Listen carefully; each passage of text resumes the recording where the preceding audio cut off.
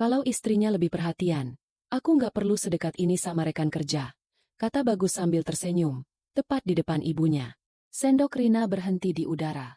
Nama perempuan itu disebut Bagus dengan nada bercanda, seolah wajar, seolah tidak ada yang salah.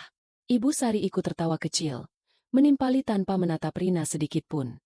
Rina duduk diam, jadi satu-satunya orang yang tidak tertawa.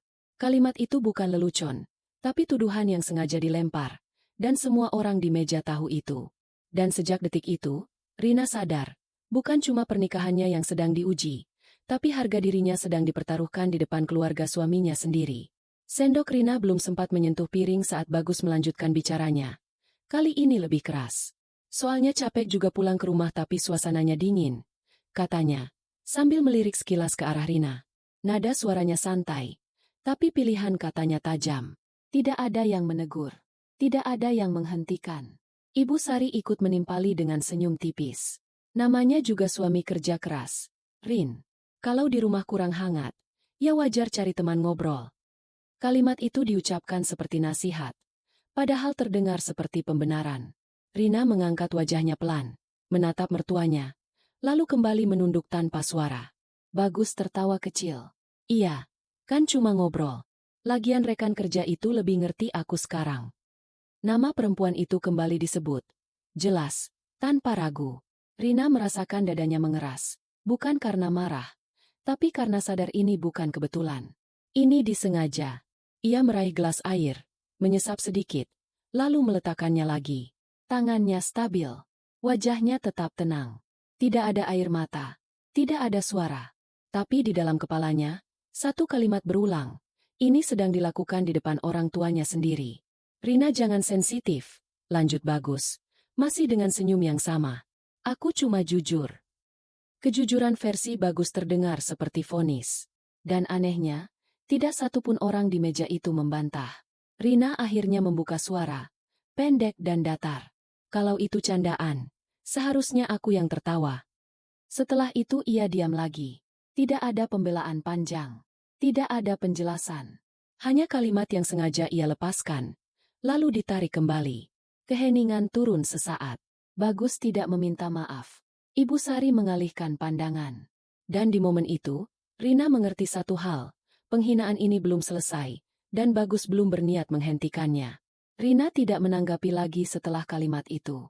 Ia kembali memegang sendoknya, makan perlahan, seolah percakapan barusan tidak pernah terjadi. Padahal setiap kata Bagus masih menggantung di udara. Belum jatuh, belum dibersihkan. Diamnya bukan ragu, tapi pilihan. Bagus justru terlihat semakin santai. Ia melanjutkan makan, sesekali berbicara hal lain, seolah sindiran tadi sudah selesai tugasnya. Tidak ada usaha meredakan suasana. Tidak ada klarifikasi. Sikap itu sendiri sudah cukup menjelaskan posisi Rina di meja itu. Ibu Sari ikut kembali ke topik ringan, membahas hal remeh dengan nada dibuat normal. Tidak ada yang bertanya pada Rina apakah ia baik-baik saja. Tidak ada yang merasa perlu menarik kembali ucapan yang jelas-jelas menyudutkannya. Semua berjalan, meninggalkan satu orang dalam sunyi. Rina memperhatikan semuanya dengan tenang.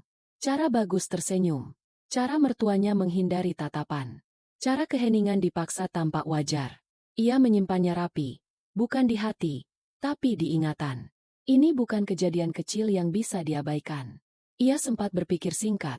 Diam bukan berarti menerima, dan bukan berarti kalah. Ada momen ketika bicara hanya akan membuat seseorang terlihat lemah di mata orang yang sudah memutuskan untuk tidak mendengar. Rina memilih tidak memberi itu. Saat makan selesai dan orang-orang mulai berdiri, Rina ikut bangkit tanpa perubahan ekspresi. Tidak ada yang mengejarnya dengan pertanyaan. Tidak ada yang meminta penjelasan. Dan dari situ, ia tahu satu hal pasti. Mulai hari itu, ia tidak akan lagi bicara tanpa tujuan. Rina mulai menyadari perubahan itu bukan dari satu kejadian besar, tapi dari hal-hal kecil yang berulang. Ponsel Bagus yang biasanya diletakkan sembarangan kini selalu ada di saku. Layarnya tak pernah lagi menyala di meja. Bahkan saat mandi, benda itu ikut dibawa masuk. Jam pulang juga bergeser tanpa penjelasan panjang. Kadang terlalu malam, kadang justru lebih cepat lalu langsung masuk kamar. Saat Rina bertanya singkat, jawabannya pendek. Lagi banyak kerjaan. Nada suaranya cepat, seolah pertanyaan itu mengganggu. Suatu malam, ponsel itu bergetar di atas meja. Rina hanya melirik. Bagus langsung meraih. Membalik layar ke bawah. Gerakannya refleks. Terlalu cepat untuk disebut kebetulan. Jangan dibuka, penting, katanya tanpa menatap. Rina mengangguk kecil. Tidak mendekat. Tidak bertanya lagi. Ia memilih memperhatikan jarak yang tiba-tiba muncul di antara mereka. Padahal duduk di ruangan yang sama. Setiap gerak Bagus kini seperti punya pengaman. Nada bicara Bagus juga berubah. Lebih defensif. Lebih kaku. Kamu kok sekarang banyak tanya? Ucapnya suatu kali. Sambil berdiri dan merapikan jaket. Kalimat itu bukan teguran keras. Tapi cukup untuk menutup percakapan. Rina tidak membalas. Ia hanya menatap punggung suaminya yang pergi lebih cepat dari biasanya. Tidak ada teriakan. Tidak ada tuduhan. Tapi dari kebiasaan-kebiasaan kecil itu, Rina tahu, ada sesuatu yang sedang disembunyikan dengan sangat rapi. Dan semakin rapi sesuatu ditutup, semakin jelas jejaknya bagi orang yang memilih melihat, bukan berbicara. Rina sedang menyiapkan minuman saat Ibu Sari menyebut nama itu lagi. Ringan, seolah sedang membicarakan hal biasa. Bagus sering cerita soal dia di kantor. Katanya banyak bantu kerjaan. Ucapnya tanpa menoleh, suaranya datar. Tidak merasa sedang menyentuh sesuatu yang sensitif. Tangan Rina berhenti sesaat. Bukan karena kaget, tapi karena yakin. Ini bukan kebetulan. Nama yang sama, disebut oleh orang yang berbeda, dengan nada yang sama santainya. Ia menaruh gelas perlahan, lalu duduk kembali tanpa menanggapi. Anaknya jadi kelihatan lebih semangat belakangan, lanjut Ibu Sari. Kalau kerja cocok sama temannya, ya wajar. Kalimat itu terdengar seperti pembelaan yang sudah disiapkan. Rina menatap lurus ke depan, mendengarkan tanpa bereaksi. Bagus tersenyum tipis. Iya, kerjaan sekarang memang banyak dibantu. Ia tidak menambahkan apapun. Tidak membantah. Tidak mengoreksi. Diamnya justru terasa seperti persetujuan. Rina menangkap itu dengan jelas. Ia menghela napas pelan, lalu berkata singkat. Nama itu sering disebut. Suaranya rendah, tidak menuduh, hanya pernyataan.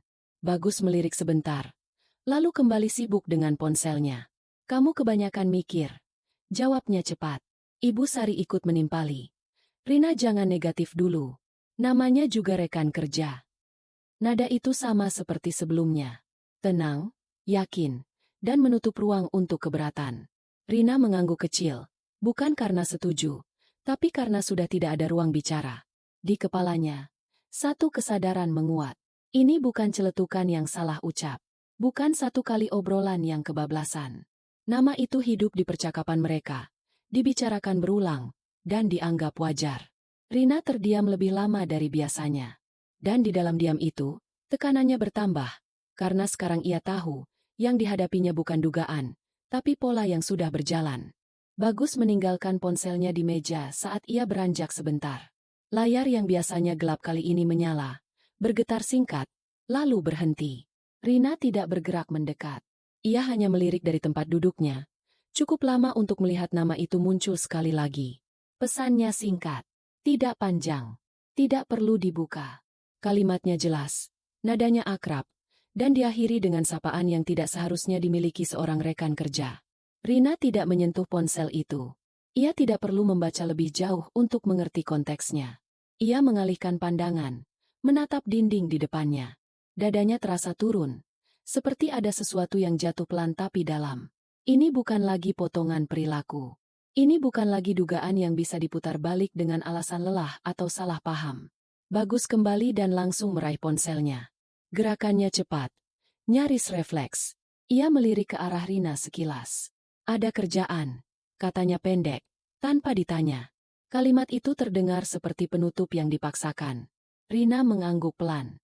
Tidak ada perubahan di wajahnya. Tidak ada pertanyaan lanjutan.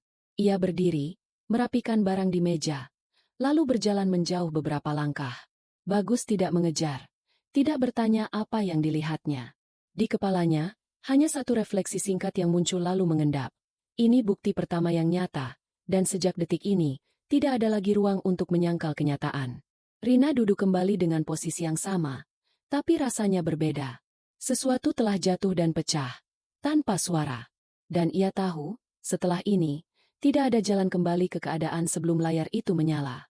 Rina tidak menangis malam itu. Ia juga tidak menanyakan apapun pada Bagus. Ia menjalani hari seperti biasa, dengan nada suara yang sama, gerakan yang tetap tenang. Tidak ada perubahan sikap yang bisa dibaca sebagai kecurigaan. Yang berubah hanya caranya memperhatikan. Ia mulai mengingat tanggal tanpa menulis. Hari ketika Bagus pulang lebih larut. Jam ketika ponsel itu selalu berada di tangan. Kalimat pendek yang diucapkan dengan nada defensif. Semua tersusun rapi di kepalanya. Bukan untuk diperdebatkan, tapi untuk dipastikan. Bagus tampak nyaman dengan sikap Rina yang tidak bertanya. Ia semakin bebas bergerak. Semakin jarang memberi penjelasan. Aku keluar sebentar, katanya suatu sore, sambil meraih kunci.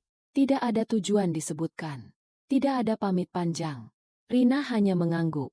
Di meja makan, ia memperhatikan cara Bagus menyusun ponsel menghadap ke bawah. Cara ia membalas pesan sambil berjalan menjauh. Cara ia tersenyum kecil pada layar. Lalu kembali datar saat menatap Rina. Tidak ada satupun yang dilewatkan. Capek hari ini, ucap Bagus singkat, menolak percakapan lebih jauh. Rina menjawab seperlunya. Tidak menekan. Tidak memancing.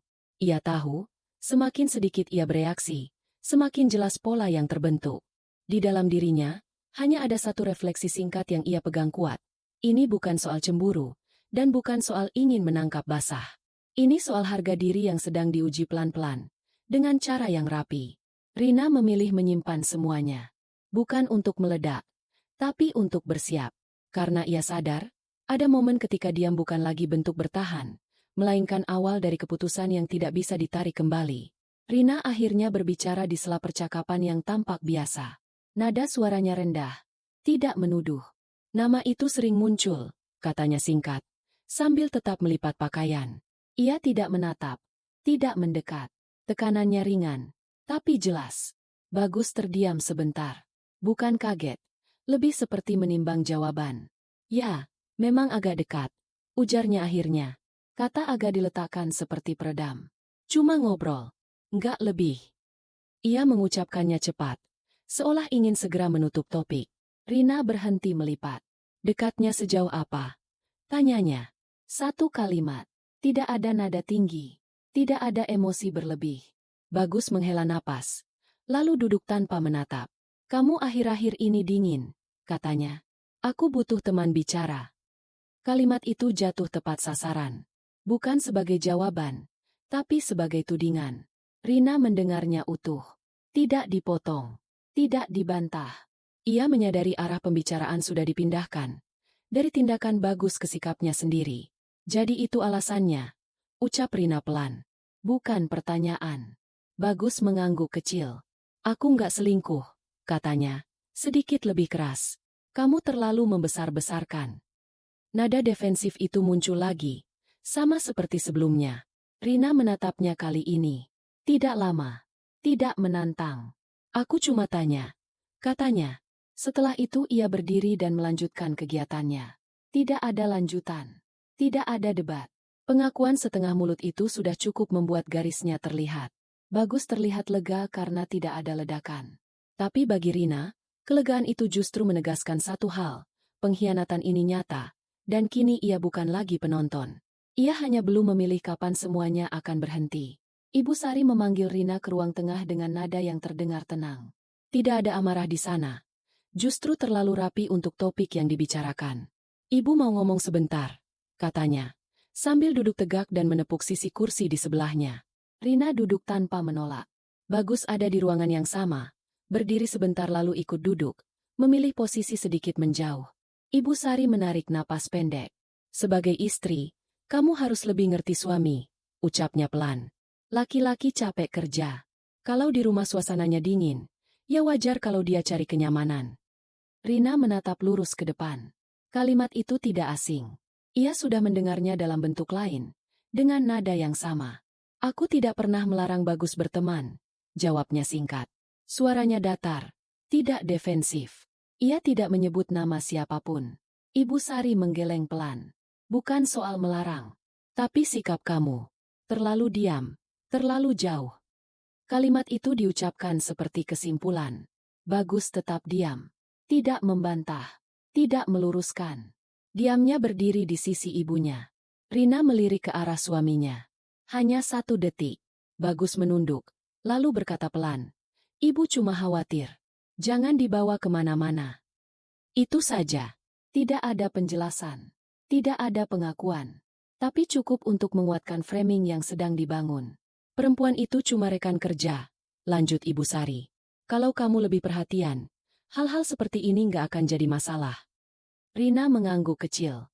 Bukan tanda setuju, tapi tanda ia mendengar dengan jelas kemana arah pembicaraan ini. Ia menyadari, posisinya sudah dipindahkan.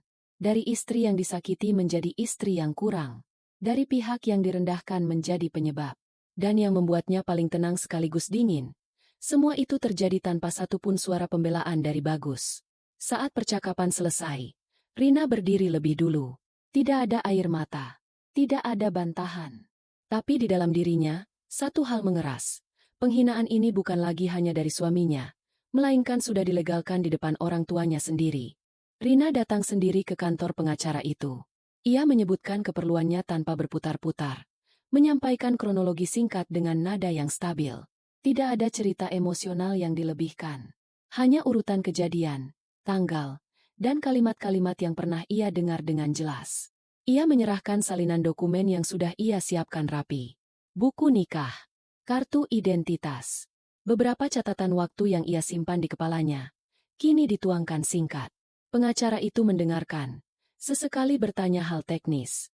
Rina menjawab seperlunya, tanpa memperluas. Ketika ditanya alasan, Rina berkata pendek, perselingkuhan dan penghinaan. Tidak ada penjelasan panjang. Tidak ada pembenaran. Kalimat itu berdiri sendiri, cukup untuk diproses. Ia tidak menyebut nama perempuan itu. Tidak perlu. Prosedur dijelaskan pelan. Tahapan, kemungkinan waktu, dan konsekuensi. Rina mengangguk di tiap poin penting. Ia tidak tergesa, tapi juga tidak ragu. Setiap langkah terasa seperti memindahkan beban dari dada ke meja kerja. Keluar dari ruangan itu, Rina tidak merasa lega. Tapi ada sesuatu yang kembali ke tempatnya. Kendali. Ia menyadari satu refleksi singkat yang menguat di dalam dirinya. Ini bukan soal memenangkan perdebatan. Ini soal menghentikan penghinaan dengan cara yang sah. Di rumah, Bagus tidak menyadari apapun. Ia masih berbicara seperlunya. Masih keluar masuk dengan alasan yang sama. Rina menanggapi seperti biasa. Tidak berubah. Tidak memberi tanda. Diamnya kini bukan menahan diri, melainkan menjalankan keputusan.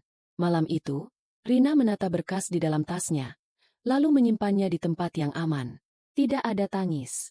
Tidak ada doa panjang. Hanya satu kesadaran tenang.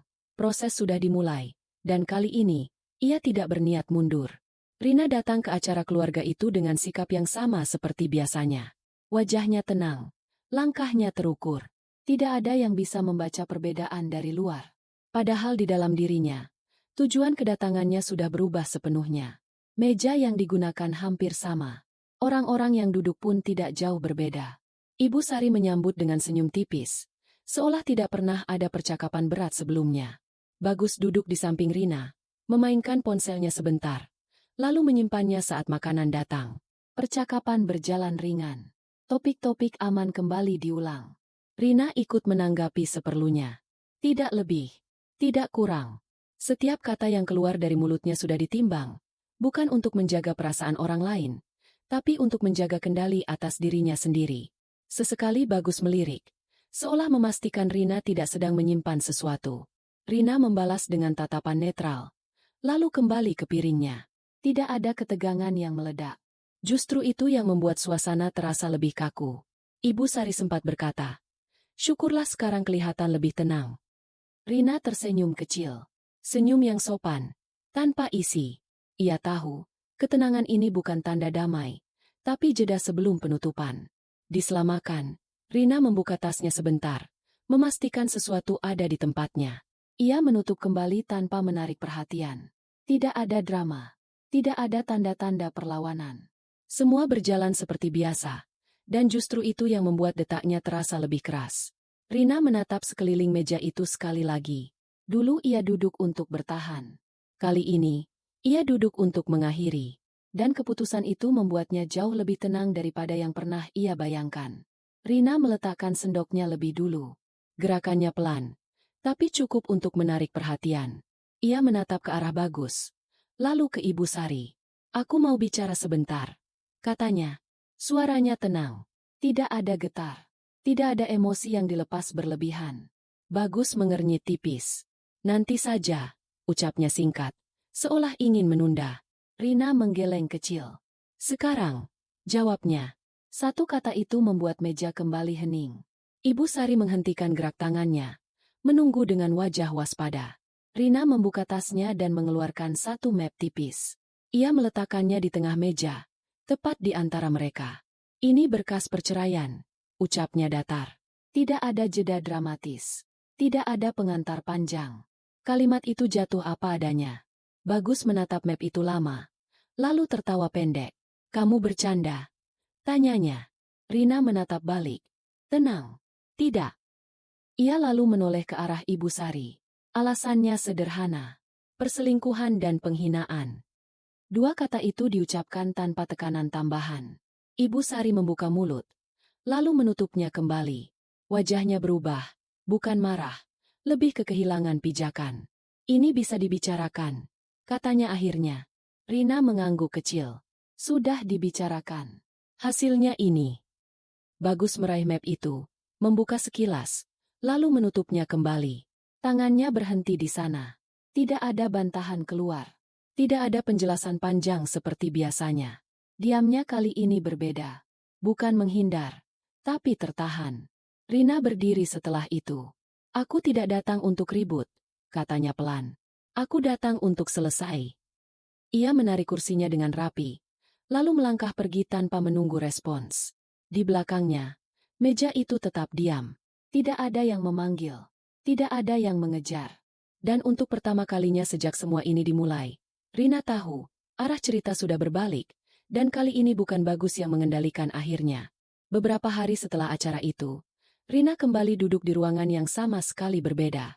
Kali ini tidak ada meja makan, tidak ada senyum basa-basi.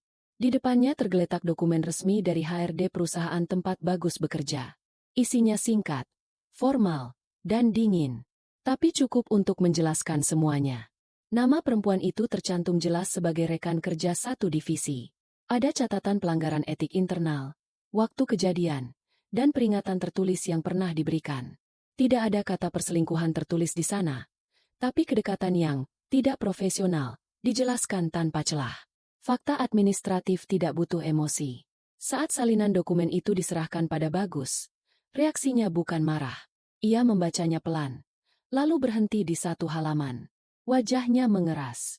Tidak ada lagi senyum ringan yang biasa ia pakai untuk meredam situasi. Tidak ada kalimat pembelaan yang keluar spontan. Rina duduk berhadapan dengannya, tanpa menyela.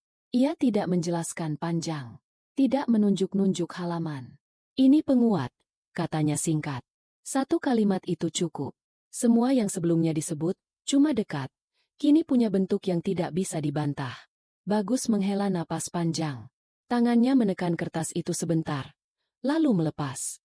"Aku nggak nyangka kamu sejauh ini," ucapnya pelan. Kalimat itu bukan penyesalan, lebih seperti kehilangan kendali. Rina tidak menanggapi. Ia tahu, pembicaraan sudah selesai bahkan sebelum dimulai. Keheningan mengisi ruangan. Tidak ada teriakan. Tidak ada drama. Justru sunyi itu yang terasa memalukan. Topeng yang selama ini dipakai Bagus, sebagai suami yang hanya disalahpahami, jatuh tanpa perlu dijatuhkan. Rina berdiri lebih dulu. Tidak ada rasa menang yang meledak, tapi ada kepastian yang tenang. Ia tidak perlu membuktikan siapa yang benar dengan suara tinggi. Dokumen itu sudah bicara. Dan untuk pertama kalinya, Bagus tidak punya ruang untuk memutar cerita. Saat Rina melangkah pergi, ia tahu satu hal. Kemenangan ini bukan tentang membuat Bagus kalah. Ini tentang memastikan kebenaran berdiri tanpa perlu dibela lagi.